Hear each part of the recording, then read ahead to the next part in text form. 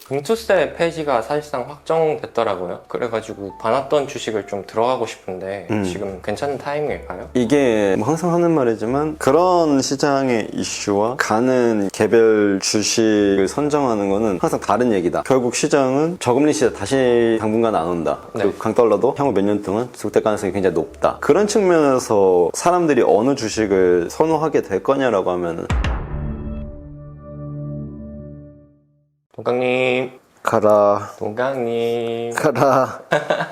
거래 중에 오는 건 반칙 아니에요? 에이, 또 거래 중에 와야지 생생한 시장의 정보를 전달받지 않겠습니까? 정보가 있어. 제가 뉴스를 또 봤는데 주말 사이에 중국이 한국의 무비자 입국을 허용했더라고요. 그러니까 나도 깜짝 놀라긴 했어. 저녁 뉴스에 갑자기 나와가지고. 네, 이게 꿍꿍이가 뭘까요? 나도 모르지. 내가 핑핑이 형님 꿍꿍이를 어떻게 알겠어. 그러면은 이게 국내 시장에 미치는 영향은 어떨 것 같으세요? 일단 이번 한국인 무비자 입국을 전면적으로 발표한 건 기존 외교 관례 이전 케이스들을 봤을 때 상당히 파격적인 거라고 하더라고. 친구 중에서도 중국에 자주 가는 친구가 있는데 네. 중국 비자를 받으려면은 직장, 학력, 부모, 배우자, 나이 이런 거 다 쓰라고 한다 하더라고. 되게 까다롭고 좀 오래 걸려가지고 그냥 여행 갈 때도 막 10만 원씩 주고 사설 비자 대행업체 이런 거 맡긴다 하더라고. 그리고 보통 이제 비자 면제는 서로 같이 하는 게 일반적인 관례인데 우리도 제주도 방문하는 중국인들한테 비자 안 받잖아. 아, 맞아요. 제주도만. 무비자잖아. 네네. 그래서 제주도에 가면은 간판들이 막 중국어로 돼 있고 이런 거 우리 많이 보잖아. 네. 그래서 그런 측면에서 이번 무비자가 아마 한국도 내방객들 위한 무비자가 전면적으로 확대될 가능성이 많은 거지. 왜냐면은 우리나라 입장에서도 굳이 나쁠 건 없잖아. 중국인들 와서 내수 소비 조금 증진해주고 제주도도 택시기사들한테 이제 촬영한 거 보니까 중국인들 너무 많이 와서 힘들진 않으세요 이러니까 무슨 소리야 돈 많이 쓰면 좋지 막 이런 얘기 하시더라고. 그래서 주식시장에서도 오늘도 그렇고 이전에도 그렇고 항상 중국은 아주 큰 시장이기 때문에 중국인들이 와서 소비해 준다거나 우리나라 방문해서 콘텐츠를 제공할 수 있게 된다거나 그런 가능성이 열린다는 거는 항상 시장에서 아주 높은 프리미엄을 받게 해주는 요인이었단 말이지. 그래서 그런 측면에서는 되게 그냥 호재라고 할 수 있는 거 아닐까? 그러니까 중국이 얼마나 지금 다급한지 좀 보여주는 사례 아닐까? 경기를 살리기 위해서. 결국 중국도 잠겨있는 돈이 워낙 많으니까 네. 소비를 조금 더 촉진하기 위해서 하는 액션이라고 봐. 그게 한국과 결코 무관한 일이 아니고 그 예치되어 있는 자금들 어마어마하잖아. 또 중국인들 주머니에 돈이 얼마나 많이 네, 있을까? 기사 보니까. 몇 경? 네, 엄청 많이 지금 저축된 금액이 쌓여있더라고요. 경이라는 숫자 오랜만에 들었는데 어렸을 때 막 해, 경 막 이런 얘기. 맞아요. 그런 적이 있었죠. 그러면 중국 무비자 이슈로 소비주가 수혜받을 거는 저도 알겠는데 거기서 또 어떤 포인트를 봐야 찐 수혜주를 찾을 수 있어요? 저번에 화장품집 갈 때도 다 같이 가는 건 아니었잖아요. 그치, 그때도 중국 비중 낮은 쪽 그리고 북미 매출 비중 높은 쪽, 그러니까 중국 외의 화장품과 중국 매출이 높았던 화장품이 나뉘어서 프리미엄을 받았는데 막 16년도 이때는 이제 아모레 거기에 들어가는 생산 라인 업체들, 그리고 지금은 미국향 화장품, 의료기기 뭐 이런 쪽들이 지금 흥하고 있는데 물론 결이 조금 다르다라고 할 수 있을 것 같긴 한데 중국인들이 소비하는 화장품과 지금 미국 사람들이 소비하는 화장품에 팔리는 제품들 보면 조금 다르더라고. 그래서 이쪽은 뭔가 아직도 설화수, 기존 아모레 라인들 있잖아. 네네. 이제 전통적인 막 이니스프리 라인 뭐 이런 쪽을 많이 소비하는 것 같고 미국 쪽은 확실히 막 그런 인디 브랜드들도 많이 시장 점유율이 높은 거 보니까 화장품 자체에 대한 소비 트렌드는 격차가 있는 것 같아. 그래서 여기서 헷갈리는 문제는 기존 미국향 매출이 많이 잡혀있는 쪽들의 중국향 프리미엄을 조금 더 가치를 추가해 줄 수 있느냐, 멀티플을 조금 더 확장하기 위한 가능성이 있느냐, 그런 게 다음 화장품 2차 랠리에서 이번 무비자 기사로 인한 고민이 되는 부분. 물론 미국 외에 다른 쪽으로도 확장이 잘 이루어지고 있지만 다른 쪽 다 합쳐도 결국 중국 제대로 점유하는 것만 못하니까. 그래서 그런 측면에서 중국은 굉장히 좋은 시장이고 관계가 나아졌을 때 나쁠 건 없지. 그래서 뭐 엔터, 게임, 이번에 뜬금없이 디어유 있잖아. 맨날 그 디어유 우정잉이라는 유튜버 때문에 버블을 내가 가입해본 적이 있었는데 몇 년 전이지. 근데 그 디어유가 이번에 텐센트랑 이렇게 협약을 맺고 했잖아. 그래서 뜬금없이 웬 텐센트 이랬는데 어느 정도 이런 정보가 중 내에서는 있지 않았을까. 사전 작업이 좀 이루어진 다음에 이런 액션들이 이루어진 거 아닐까라는 뇌피셜?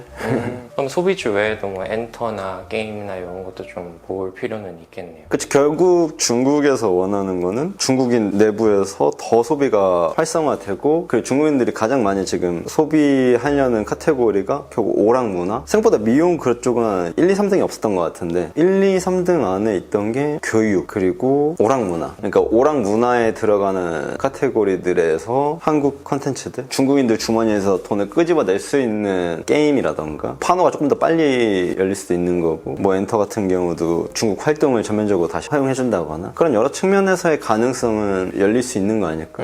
근데 이제 중국 자체에서 다른 문화권에서 그 문화 영향 받는 걸 굉장히 싫어하기 때문에, 왜냐면 이게 문화가 닿으면 사람들이 생각이 갑자기 확 돌잖아. 아, 그렇죠. 그러니까 그런 것들을 중국이 되게 경계해서 그런 거에 대한 가능성은 되면 좋은 건데, 기존 중국 스타일을 봤을 때 쉽게 그걸 한 번에 다다다닥 이제 열어줄지는 모르겠다. 아, 이제 중국도 주시를 해야 되네요. 볼 게 너무 많습니다. 중국 보면 좋지. 그래서 한국에서 주식하면은, 아니 뭐 한국은 뭐 이게 남의 나라 얘기로만 거래해야 되니까 너무 어렵다. 중국이 자체적으로 우리가 뭐 할 거야 하면은 막 이러는데, 우리는 남의 나라 뭐 한대 하면 이제 막 뛰어가가지고 막 쟤네 소비는 뭐 오락 문화가 어떻고 교육에 쓸 거고 막 이런 것들을 남의 나라 가서 이제 찾아봐야 되니까 이거 하면서도 이게 맞나? 그래서 내가 진짜 중국인이거나 미국인이었으면은 주식하기 좀 편했겠다. 그냥 우리가 짱이니까.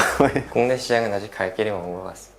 아, 그리고 그 금투세 폐지가 사실상 확정됐더라고요. 그러니까 이제 네. 폐지가 어느 정도 확실시된 것 같고, 그러니까 악재랑 불확실성이 동시에 해결된 거잖아요. 그래가지고 봐놨던 주식을 좀 들어가고 싶은데 지금 괜찮은 타이밍일까요? 이게 뭐 항상 하는 말이지만 그런 시장의 이슈와 가는 개별 주식을 선정하는 거는 항상 다른 얘기다. 근데 이게 조금 더 빨리 가냐 혹은 더 멀리 가느냐는 시장 전반의 상황이 나아지면 좋은 거지만, 결국 시장은 저금리 시대 다시 당분간 안 온다. 그냥 뭐 중금리를 유지하려는 기조가 항상 지속될 거다. 그리고 네. 강달러도 향후 몇 년 동안 지속될 가능성이 굉장히 높다. 그런 측면에서 사람들이 어느 주식을 선호하게 될 거냐라고 하면 어느 정도는 실적 그리고 고배당, 한국에서 만들어서 뭐 미국에 갖다 파는 그런 수출향, 뭐 식품도 한쪽에 그런, 거기에 좀 강력한 게 뭐 삼양식품 이런 쪽이겠지. 만드는 거는 한국에서 싸게 만들어서 미국에서는 조금 비싸게 팔고, 그런 업이 가능한 것들, 그런 측면에서의 카테고리가 가지를 칠 필요는 있고, 그 가지를 친 섹터 안에서는 사실 어떤 게 갈지 모르니까 바스켓으로 담아주는 게 조금 더 이런 환경에서는 유리한 거지. 그럼 그 수급적인 측면에서도 어제 보니까 코스닥에 외국인이 오랜만에 좀 꽤 들어왔더라고요. 그럼 그런 수급들도 조금 연속적으로 이어질 수 있는 상황인 건가요, 지금은? 단기적으로는 어쨌든 금투세라는 게 해외로 나갈 수 있는 자본, 일단 유동성을 조금 잠그는 효과를 주다 보니까 수급적인 측면에서는 당연히 내년이 더 유리해지는 건 사실인 거고, 어쨌든 금투세가 이번 안에서 유예였으면 진짜 또 짜증나게 질질 끌면서 네. 이게 유동성이 이렇게 올랑말랑 하는데, 전반적으로 어쨌거나 명확히 미국 주식을 하는 것과 국내 주식을 하는 것에 대한 세법 차이가 정확히 있는 거잖아. 네. 그걸 무시 못한다는 거지. 그 유동성이 온전히 국내 주식으로 흘러 들어와주고, 그 안에서 상법 개정이나 추가적인 액션들이 밸류 프로그램이 이루어진다 그러면 국내 증시도 충분히 더 나아지고 있는 상황인 거는 사실이다. 그런 측면에서 막 한국 주식을 너무 비관적으로만 볼 건 또 아닌 것 같고, 근데 뭐 수익률 측면에서는 당연히 미국 주식을 어느 정도 포트폴리오에 포함해주는 거는 충분히 좋은 전략이라고 생각하고, 다만 한국 주식은 기존에 완전 한국 주식은 트레이딩만 해야 된다 라는 게 강력한 메시지였다 그러면, 앞으로는 트레이딩과 인베스트가 접목될 수 있는 조금 하이브리드형 시장으로도 나아갈 수 있는 거 아닐까?가 이제 조금 더 그런 선진 시장으로 나아가는 과정이라고 생각하는 거지. 그리고 뭐 그동안 시장의 약세로 인해서 지수도 많이 빠진 상황이고, 코스피 이제 12개월 선행 PER도 8.8배인가? 평균이 뭐 한 9에서 10이라 그러면 8.8배면 어쨌든 9, 10보다는 낮은 상황이니까, 다만 코스피 전체 가격이 비싼 상황은 아니다. 그래서 저가 매수 수요가 아마 코스닥이나 코스피나 조금 있지 않을까?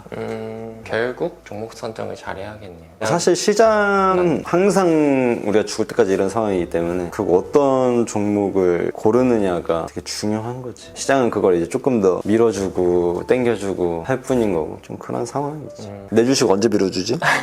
진짜 골치 아프네. 안 그래도 질문을 하려고 제가 10월이 끝났잖아요, 동강님. 10월은 어떠셨나요? 조선주는 아직 가지고 계신 건가요? 일단 시나리오상 10월 말에 이제 실적 발표 나오고 나서 이제 추가 액션을 하자 했는데 시장이 여전히 조선 섹터 쪽에 관심이 많이 없어서 일단 단기적으로는 포지션을 비중을 많이 줄이는, 예를 들면 한 3분의 1 정도 덜어내고 뭐 포트폴리오가 항상 우상향할 수는 없는 건데 중간에 변동성이 있고 그걸 이제 내가 대외적으로 노출하는 측면에서 스트레스가 너무 커서 일단 그걸 조금 조절할 필요가 있겠다. 그래서 조금 보여주는 내용들도 이제 조금 더 카페 안에서만 그냥 몇 명 안 보니까 거기서는 그냥 올리고 싶을 때 올리고 좀 그러고 싶은데 이걸 뭔가 유튜브에서 막 쇼츠를 내보내고 이런 게 좀 아닌 것 같더라고. 주변 사람들도 막 괜찮냐 막 이러는데 그게 더 스트레스인 거지.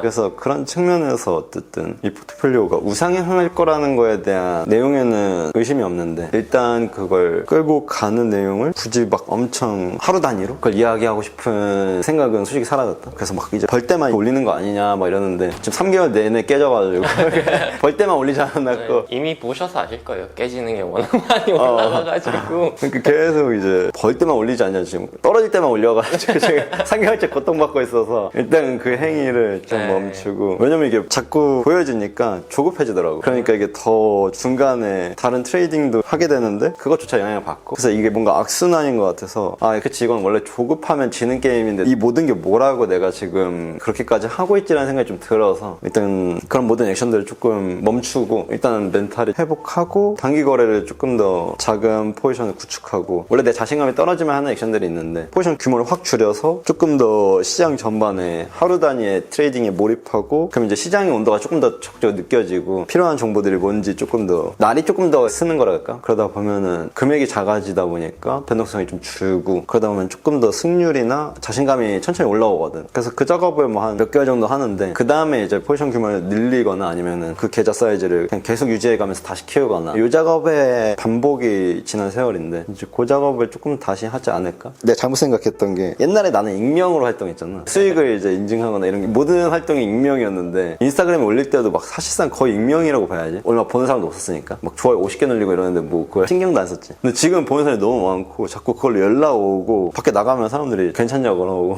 많이 벌었던데 뭐 이런 얘기 하고, 근데 그게 이제 좀 별로더라고. 그래서 좀 괜히 그 모든 게 내가 그걸 왜 하는 거지라고 좀 생각이 좀 들어서, 그런 측면에서는 일단은 카페에서는 내가 계속 그냥 올리겠지만 뭔가 대외적으로 계속 강박처럼 할 필요는 없지 않을까. 사실 사람들 내가 볼 때 그렇게 관심도 없어.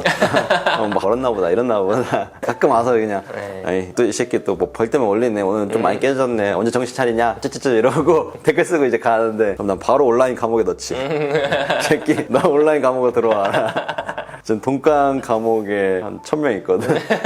내가 이제 기분이 안 좋으면 바로 온라인 감옥에 넣습니다. 장난이고 이제 그냥 그런 것들이 뭐 변명일 수도 있는데 어쨌든 뭐 변명이건 아니건 내 계좌 내가 알아서 하는 거니까 좀 조급함을 일단은 내려놓고 싶다. 그래서 오랜만에 성서를 꺼내잖아. 아 시장의 마법사들. 이게 내가 항상 멘탈 안 좋을 때 이 시장의 마법사들을 꺼내는데 이게 어떤 도움을 주냐라고 하면은 사실 안에 있는 내용은 다 아는 내용들이지. 근데 결국 이 매니저들의 일관된 행동 패턴들이 있단 말이야. 누구는 막 뭐 옥수수 트레이더, 누구는 주식, 누구는 옵션, 다 다양해. 근데 결국 그들이 고수하는 원칙들이나 그 중요하다고 생각하는 것들은 결국 다 비슷하거든. 그래서 그런 것들을 내가 잊고 있지 않았나. 결국 시장에서 아주 잘 해낸 사람들이 그걸 지켰기 때문에 나도 그걸 지켜야겠다. 그런 마음으로 다시 돌아가는 작업이. 그래서 오랜만에 이 루틴 다시 하잖아. 포지션 줄이고 갈색 마켓 위저드 꺼내고. 알겠습니다. 뒤에서 열심히 저도 응원할게요. 응원하지 마세요. 여러분들 할 일 알아서 하세요. 저한테 관심을 끄세요. 저는 뭐 응원하든 안 하든. 네, 또 전 대표님의 녹을 먹고 있기 때문에 흥하셔야. 아 그렇습니까? 네, 뒤에서 열심히 응원하도록 하겠습니다. 감사합니다. 다 같이 잘 되면 좋은 거니까. 그렇죠. 오늘 이제 거래 마저 하셔야 되니까 저는 물러가 보도록 하겠습니다. 네, 재밌었어요. 안 재밌으신 것 같은데? 아니 재밌었어. 오랜만에 사람이랑 대화하네. 제가 일주일에 한 번씩 꼭 보겠습니다. 알겠어요. 그럼 다음 시간에 만나요. 안녕.